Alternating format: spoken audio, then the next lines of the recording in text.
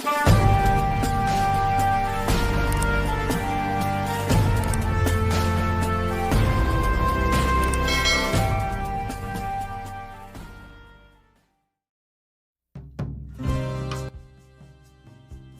jumpa lagi rekan-rekan semua. Kisah pemuda kaya yang sederhana. Episode 276. Teman-teman, kali ini kita telah memasuki episode 276. Jangan lupa like dan komennya ya. Dan bagi yang belum subscribe, silahkan subscribe dulu supaya teman-teman dapat pemberitahuan jika kami upload cerita terbaru. Dan admin mengucapkan terima kasih kepada rekan-rekan yang telah mengikuti cerita ini. Mari kita dukung channel ini supaya kami bisa terus menampilkan cerita-cerita terbaru. Kita kembali ke cerita. Pada episode yang lalu diceritakan pagi ini Andi mendapatkan sedikit masalah dengan Pak Tony, atasannya Pak Fuad. Pagi ini Andi meminta kepada seorang satpam untuk memanggil pimpinan mereka bertemu dengan Andi. Dan di pos satpam, sang pimpinan satpam menjadi terkejut ketika melihat Andi, dan ketika dia tahu yang dimaksud Andi adalah orang yang dilihatnya itu, maka sang kepala satpam kemudian terlihat terburu-buru untuk menemui Andi. Dan ketika sang kepala satpam itu sudah sampai di hadapan Andi, maka sang kepala satpam itu pun kemudian memberikan hormat kepada Andi. "Selamat pagi Pak. Bapak memanggil saya Pak," kata kepala satpam itu sambil menunjukkan rasa hormatnya kepada Andi. Pak Tony dan Pak Fuad kali ini menjadi terheran-heran dibuatnya. Sang kepala satpam terlihat begitu menghormati pemuda ini. Pastilah pemuda ini mempunyai jabatan yang lumayan tinggi di perusahaan ini. Bahkan Pak Tony pun yang merupakan atasan dari Pak Fuad terlihat sangat segan dengan sang kepala satpam ini. Kepala satpam ini dikenal sebagai seorang yang teguh dalam pendiriannya. Bahkan para manajer perusahaan pun tidak berani mencoba-coba untuk melanggar aturan yang berlaku di perusahaan ini, atau mereka akan ditindak dengan tegas oleh kepala satpam ini tanpa ampun. Sang kepala satpam itu saat ini mendapat pengawalan dari 2 orang satpam, dan itu membuat Pak Tony menjadi ketar-ketir dibuatnya.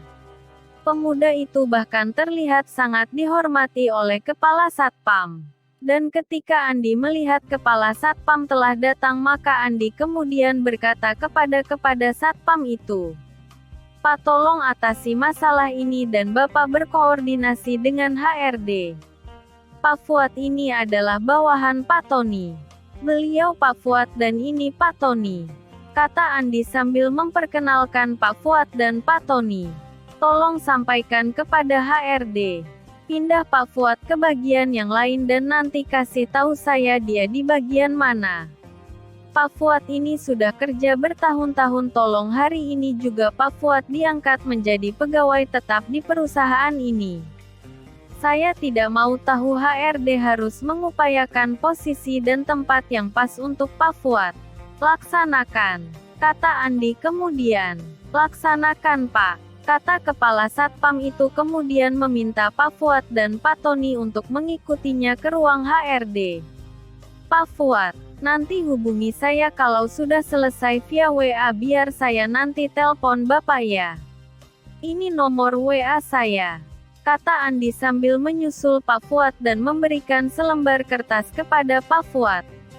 "Baik Mas, nanti saya hubungi Mas deh," kata Pak Fuad kemudian. Pak Fuad dan Pak Tony kemudian mengikuti sang kepala satpam itu untuk menuju ke ruang HRD perusahaan ini.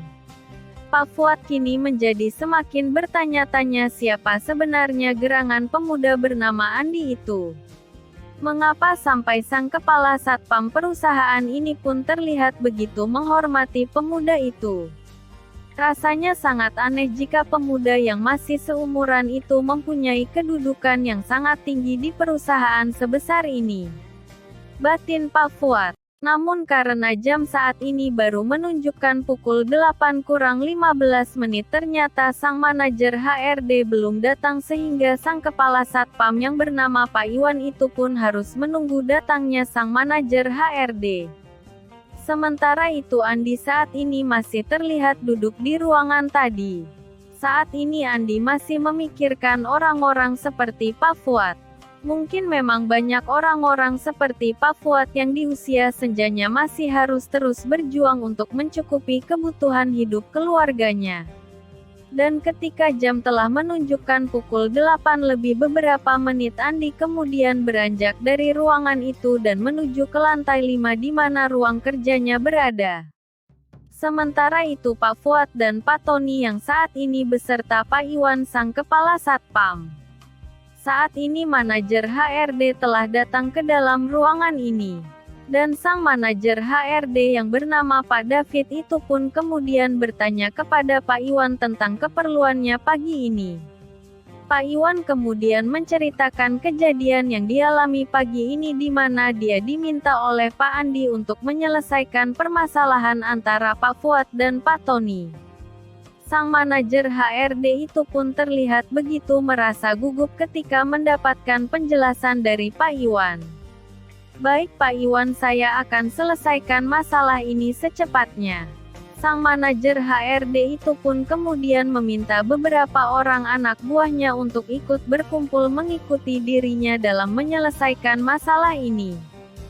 Saat itu ada dua orang staf HRD bernama Dina dan Firman.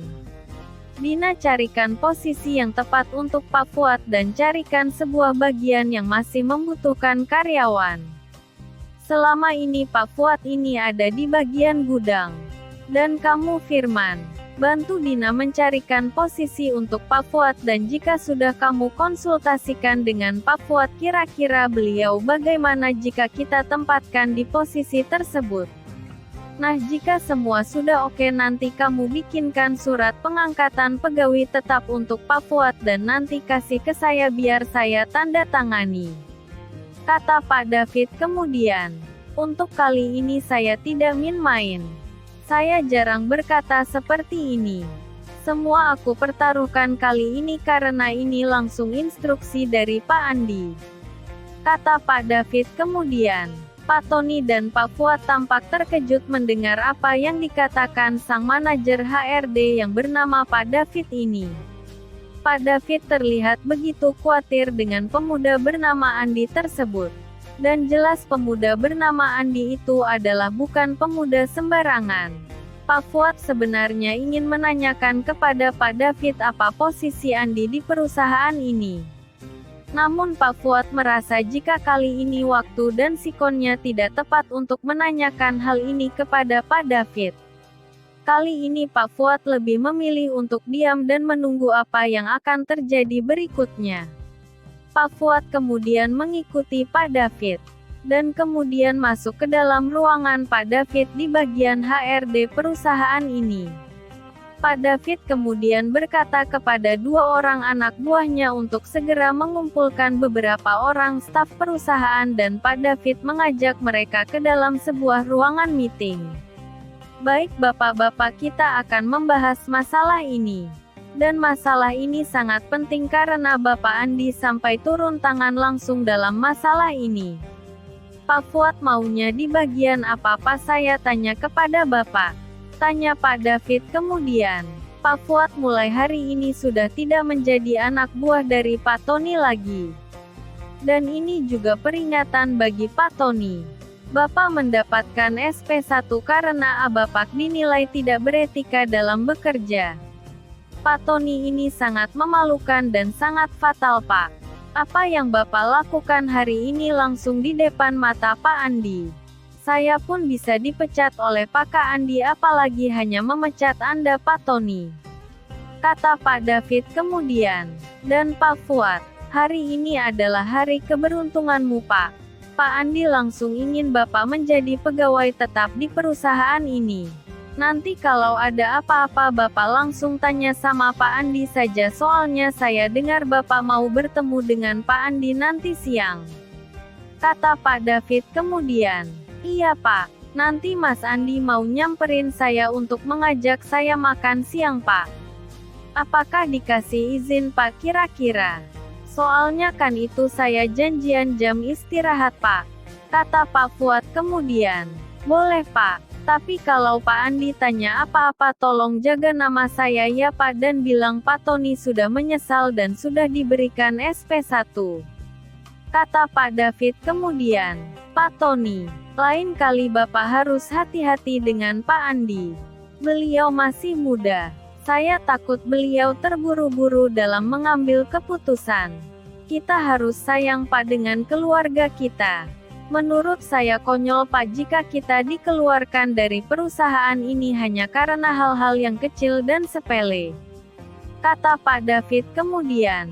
Mendengar apa yang dikatakan Pak David itu Pak Tony menjadi tambah terkejut. Demikian juga Pak Fuad yang tak kalah terkejutnya dibandingkan Pak Tony. Beliau adalah orang tertinggi di perusahaan ini walau usianya boleh dibilang belia. Jadi tolong bapak-bapak bisa menempatkan diri di depan beliau. Kata Pak David kemudian. Pak kalau boleh tahu posisi Pak Andi itu Pak? Tanya Pak Tony kemudian. Mendengar pertanyaan dari Pak Tony itu Pak David kemudian menjelaskan jika Andi adalah putra pertama dari Pak Billy Nicholas sang direktur utama dan pendiri perusahaan ini. Pak David juga menjelaskan jika pemuda itu adalah komisaris perusahaan ini dan tidak menutup kemungkinan suatu saat Andi akan menggantikan posisi Pak Billy sebagai direktur utama di perusahaan. Pak Tony kini menjadi terdiam ketika mengetahui siapa Andi sesungguhnya. Demikian juga dengan Pak Fuad. Rupanya pertemuannya dengan Andi adalah sebuah rezeki tersendiri bagi Pak Fuad. Itulah kisah pemuda kaya yang sederhana episode 276. Terima kasih kepada rekan-rekan yang sudah mengikuti cerita ini. Jangan lupa like, subscribe, dan bagikan cerita ini kepada rekan-rekan Anda. Silahkan rekan-rekan tulis saran dan komentar Anda. Dan mari kita majukan channel ini, supaya kita bisa terus menikmati cerita ini. Terima kasih.